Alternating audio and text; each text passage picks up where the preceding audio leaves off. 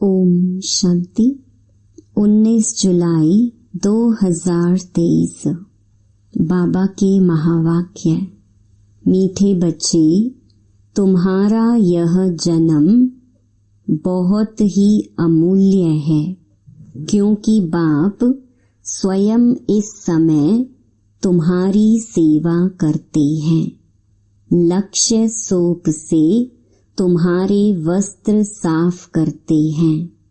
प्रश्न: जो अल्लाह को सृष्टि का रचयिता कहते हैं, उनसे कौन सा प्रश्न पूछना चाहिए?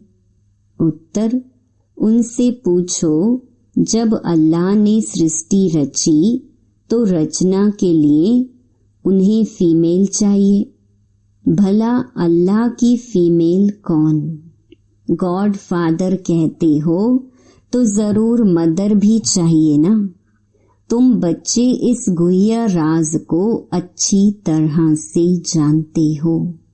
अल्लाह की फीमेल है यह ब्रह्मा, यह है तुम्हारी बड़ी माँ। इस बात को मनुष्य समझ नहीं सकते। गीत: किसने यह सब खेल रचाया? ओम शांति। बच्चे जानते हैं, कोई भी मनुष्य इस गीता का यथार्थ अर्थ कर न सके। नाटक बनाने वाले भी नहीं समझते, ऐसे ही गीत बना देते हैं, जैसे शास्त्र बना देते हैं। समझते कुछ नहीं। तुम वेदों के लिए कहते हो यह धर्म शास्त्र नहीं है। शास्त्र कहेंगे, लेकिन धर्म शास्त्र नहीं है। अब धर्म शास्त्रों से तो कुछ फायदा होना चाहिए। धर्म शास्त्र का अर्थ भी नहीं समझते हैं। शास्त्र अर्थात जिससे कोई धर्म स्थापन होता है किसी द्वारा। तो पूछना चाहिए, वेद उपनिषद किस धर्म के शास्त्र हैं? वह धर्म किसने स्थापन किया? इनसे तो कोई धर्म ही नहीं निकलता है। कौन कौन से धर्म हैं वह भी समझाया जाता है। जैसे झाड़ में मुख्य है थुर, तना, फिर बड़ी टाल, फिर छोटी छोटी टालियां निकलती हैं। तो बच्चों को समझाया जाता है, यह जो धर्म शास्त्र है, सर्व शास्त्रमयी शिरोमणि गीता, वह है थुर। उनके बाद बाकी सब ठहरी रचना। यह इस्लामी, बौद्धि, क्रिश्चियन आदि यह सब कल्प वृक्ष के टाल हैं। गीता में भी लिखा हुआ है, मनुष्य सृष्टि का झाड़ है। तो यह झाड़ का राज बुद्धि में अभी बैठा है। इसका मुख्य थुर है आदि सनातन देवी देवता धर्म। इस झाड़ की भेंट बड़ के झाड़ से की जाती है। यह बहुत बड़ा होता है। झाड़ जब पुराना होता है तो उनका थुर माना तना सड़ जाता है, बाकी टालियां रहती हैं। यह भी ऐसे ही है। बच्चे जानते हैं, इनका थुर जो देवी देवता धर्म था वह अब है नहीं। परमात्मा 24 अवतार लेते हैं तो वह सर्वव्यापी हो नहीं सकते। जब अवतार लेते हैं तो उनको सर्वव्यापी कैसे कहेंगे? नई बात है ना। कितना बड़ा झाड़ है, थुर है ही नहीं। एक भी मनुष्य नहीं जो कहे हम आदि सनातन देवी देवता धर्म के हैं। सतयुग को लाखों वर्ष पिछाड़ी में ले जाते हैं। कितनी मुश्किलात की बात हो गई है। अब सभी मनुष्य दुखी ही दुखी हैं। सुखी कौन हो सकता है? सन्यासियों की बुद्धि में भी यह भेंट आएगी नहीं कि यहाँ काग विष्टा समान सुख है और अथाह दुख है। यह उन्हों को पता नहीं है। अब बाप बतलाते हैं, तुमको अथाह सुख में फिर ले जाता हूँ। इस समय अपना पार्ट बजाए सभी कुछ करके छिप जाते हैं। यूं पार्ट तो सभी बजाते हैं, इस्लामी, बौद्धि आदि सब छिप जाएंगे, ऊपर चले जाएंगे। यह भी कोई नहीं जानते। मनुष्यों को ही समझाया जाता है, जानवर को तो नहीं बताएंगे। मनुष्य का जन्म सबसे ऊंच गाया जाता है। वह कौन सा? कहते भी हैं कि मनुष्य की तो चमड़ी भी काम में नहीं आती। फिर कहते हैं मनुष्य का जन्म उत्तम है।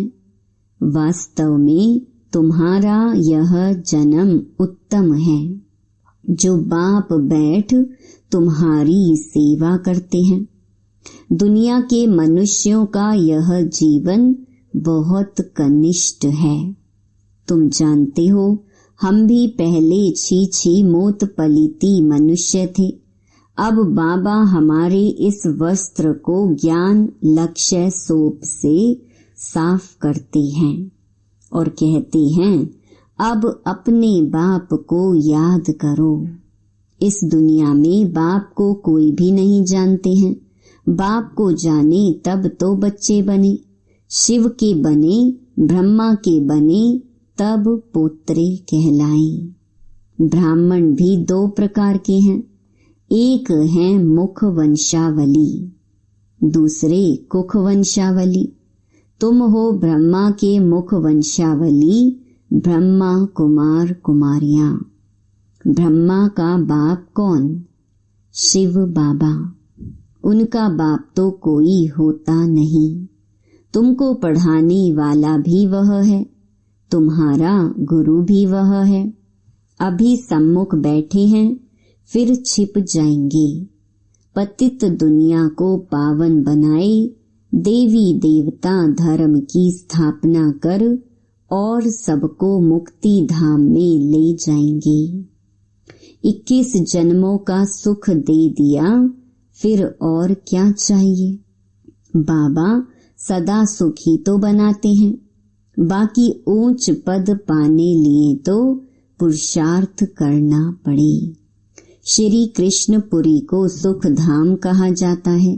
श्री नारायण का बचपन नहीं दिखाते हैं, श्री कृष्ण का स्वयंवर दिखाते हैं। अगर राधे से स्वयंवर हुआ तो फिर उनका नाम क्या बदली हुआ? वह दिखाते नहीं। लक्ष्मी नारायण का तो मनुष्यों को पता नहीं, उनके जीवन चरित्र को कोई जानते नहीं। अभी तुम समझ रहे हो। कोटों में कोई ही निकलेगा जिसने पूरा चक्कर लगाया होगा। तुम यह जानते हो, भक्ति वह करते जो पहले पहले पूज्य से पुजारी बनते हैं। भक्त तो सभी हैं, सरसों के मुहाफिक मनुष्य हैं। तुम जानते हो, अब बेचारे सभी मौत की चक्की में हैं। अब तुम बच्चों को बहुत बड़ी बुद्धि मिली है। 84 जन्मों का चक्कर बुद्धि में रखना बड़ा सहज है।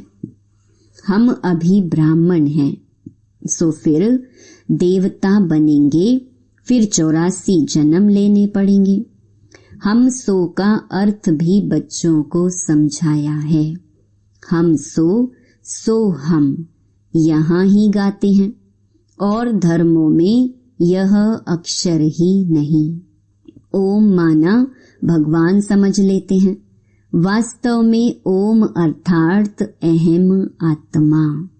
वह फिर उल्टा कह देते, आत्मा सो परमात्मा। अच्छा फिर क्या, हम शरीर तो है नहीं।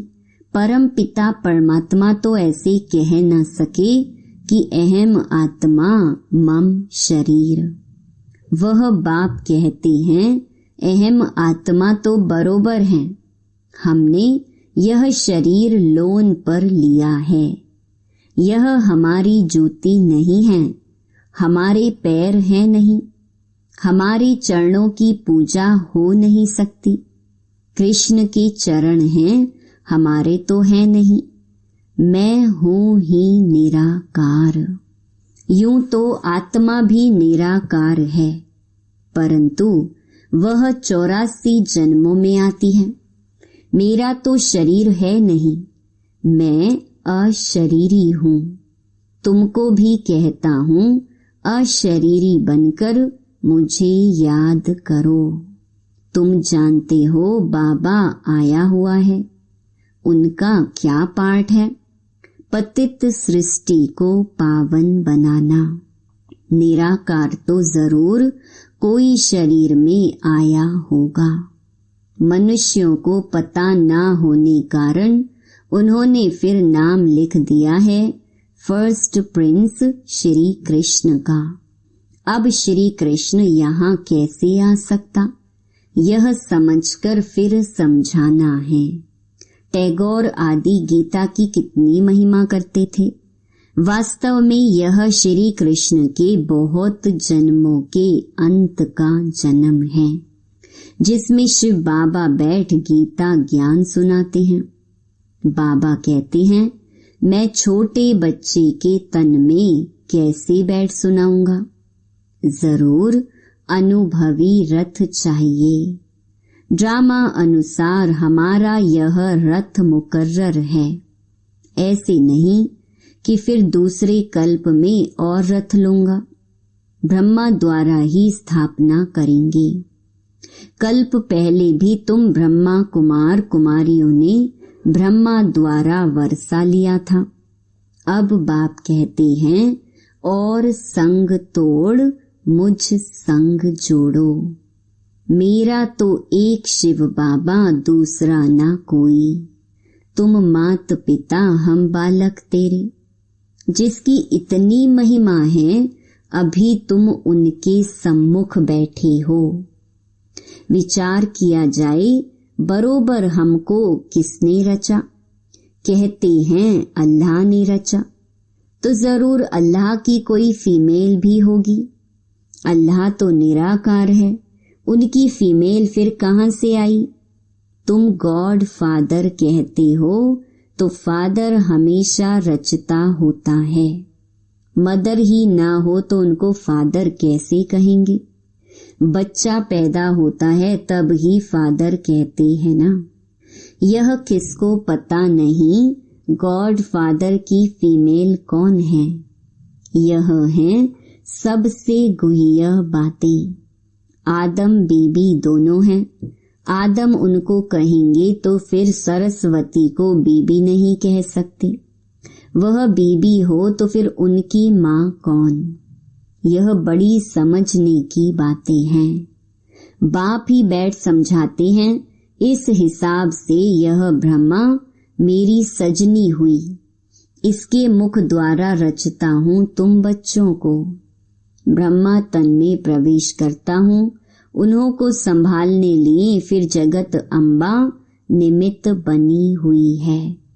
आदि देव ब्रह्मा और जगत अम्बा सरस्वती, यह कौन है? विवेक कहता है ब्रह्मा की बेटी है। तो रचना कैसे रची? ब्रह्मा द्वारा रचा तो यह है बड़ी माँ। फिर संभालने के लिए मम्मा भी है, बाबा भी है। पहले नंबर में सरस्वती जाती है। जगत अम्बा की कितनी महिमा है। अब तुम समझ गए हो, हम सो ब्राह्मण बने हैं। हम ईश्वर की गोद में आए हैं। इसमें भी दो प्रकार के हैं, सगे और लगे। एक ही माता के बच्चे फिर सगे और लगे का तो सवाल ही नहीं उठता।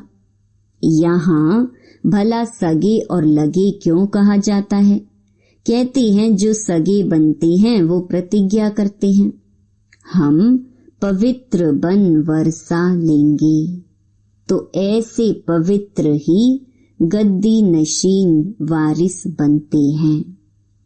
लगे फिर प्रजा में चले जाते हैं। सगे भी बहुत बनेंगे, फिर उनमें भी नंबरवार होंगे। जितना जो पुरुषार्थ करेंगे वह माँ बाप के तख्त पर बैठेंगे। मम्मा बाबा तख्त पर बैठते हैं तो हमको भी तख्त मिलना चाहिए, परंतु बनेंगे नंबरवार। तो यह है योग की यात्रा। बाबा को याद करना है, स्वदर्शन चक्कर फिराना है, आप समान बनाना है। मेहनत करनी पड़ती है आप समान बनाने में। बच्चियां परिचय देकर बाप के पास रिफ्रेश होने लिए ले आती हैं। बाबा देखते हैं कौन कौन बाप से पूरा वर्षा लेंगे और सब तरफ से ममत्व मिटाए एक तरफ लगाएंगे। जानते हैं बाबा हमको विश्व का मालिक बनाने वाला है। बाप कहते हैं हम तुमको स्वर्ग का मालिक बनाएंगे, फिर चाहे सूर्यवंशी चाहे चंद्रवंशी बनो। तो बाप अपने आप सब कुछ कर रहे हैं, फिर छिप जाएंगे। घड़ी घड़ी अवतार तो नहीं लेते हैं, उनको अपना शरीर ही नहीं है। वह एक ही बार आते हैं, तुम तो घड़ी घड़ी एक चोला छोड़ दूसरा लेते रहते हो। मैं पुनर्जन्म में आता नहीं हूँ। कितना अच्छी रीति समझाते हैं। आगे यह बातें बुद्धि में नहीं थी। अनायास घर बैठे रास्ते जाते बाबा ने प्रवेश कर लिया, फिर मालूम पड़ा। अब दिन प्रतिदिन सब बातें बुद्धि में बैठती जाती हैं। कहते हैं ना, हम 7 दिन का बच्चा हूँ, 2 मास का बच्चा हूँ। यह ज्ञान तो सेकंड में भी मिल सकता है। कितने बच्चे हैं और कोई सत्संग नहीं होगा जहाँ इतने बच्चे हों। प्रजापिता ब्रह्मा और जगत अम्बा भी बाप के बेटे बेटी हैं, ना कि मेल फीमेल। मेल फीमेल इतने बच्चे कैसे पैदा करेंगे? कुख वंशावली की तो बात ही नहीं। जिन्होंने कल्प पहले मात पिता का बनकर वर्षा पाया है, वही आते रहते हैं। कलम लगती रहती है, बगीचा है ना। अभी देवी देवता धर्म के फूल तो हैं नहीं, बाकी सब जैसे कांटे हैं, चुभते हैं। यह कांटों की दुनिया है। बाप आकर कांटों से कली, कली से फूल बनाते हैं। श्रीमत पर नहीं चलते हैं तो फिर गिर पड़ते हैं। बाबा समझ जाते हैं यह विकारों में गिर पड़ा। अभी तुम पतित से पावन बन रहे हो। बापू गांधी भी पतित पावन को याद करते थे, चाहते थे वर्ल्ड ऑलमाइटी अथॉरिटी का राज्य हो। सो तो बाप ही स्थापन करेंगे। तुम जानते हो, अब हमको इस कंसपुरी से कृष्णपुरी में जाना है। भारत में सतयुग था, लक्ष्मी नारायण का राज्य था। 5000 वर्ष की बात है। 5000 वर्ष से पुरानी चीज कोई होती नहीं। लाखों वर्ष की तो कोई चीज रह ना सके। देखो, तुम बूढ़ी माताएं गुड़गांव से आई हो, मात पिता पास, जिनसे वर्षा मिलना है। बाप भी बुढ़ियों को देख खुश होते हैं। 5000 वर्ष पहले भी आकर वर्षा लिया था। सारा मदार पुरुषार्थ पर है। तुम बुढ़ियाएं इतना ज्ञान उठा नहीं सकती। यह दादा बूढ़ा तो बहुत अच्छा पढ़ता है। तुम समझती हो जवान सरस्वती माँ अच्छा पढ़ती है। अरे, यह तो ब्रह्मपुत्रा नदी है। यह तो जरूर जास्ती पढ़ते होंगे ना। यह बूढ़ा सबसे तीखा है। वह तो फिर भी बेटी हो गई। बुढ़ियों के लिए भी है बहुत सहज। बाबा को याद करते रहो। ओहो, शिव बाबा कुर्बान जाऊं। आप तो सुखधाम ले जाते हो। बस ऐसे खुशी में रहो तो भी बेड़ा पार है। हमेशा समझो, शिव बाबा समझाते हैं इनको छोड़ दो, ऐसे ही समझो शिव बाबा सुनाते हैं। तो बुद्धि योग शिव बाबा पास जाने से विकर्म विनाश होंगी। मम्मा भी शिव बाबा से सुनकर सुनाती हैं। सदैव एक शिव बाबा की ही याद रहे तो विकर्म विनाश होते रहेंगे। अच्छा, मीठे मीठे सिकी लधे बच्चों प्रति मात पिता बाप दादा का याद प्यार और गुड मॉर्निंग। रूहानी बाप की रूहानी बच्चों को नमस्ते। धारणा के लिए मुख्य सार। पहला, गद्दी नशीन पक्का वारिस बनने के लिए पवित्रता की प्रतिज्ञा कर सगा बच्चा बनना है और संग तोड़ एक संग जोड़ना है। दूसरा, आप समान बनाने की सेवा करनी है। कांटे से कली, कली से फूल बनना और बनाना है। नई झाड़ की कलम लगानी है। वरदान, कर्मों की गुहिया गति के ज्ञाता बन धर्मराजपुरी की सजाओं से बचने वाले विकर्मा जीत भवा। सजाओं के अनुभव को ही धर्मराजपुरी कहते हैं। बाकी धर्मराजपुरी कोई अलग स्थान नहीं है। लास्ट में अपने किए हुए पाप जमदूत के डरावने रूप में सामने आते हैं। उस समय पश्चाताप और वैराग्य की घड़ी होती है। छोटे छोटे पाप भी भूत की तरह लगते हैं। पश्चाताप की त्राही त्राही होती है।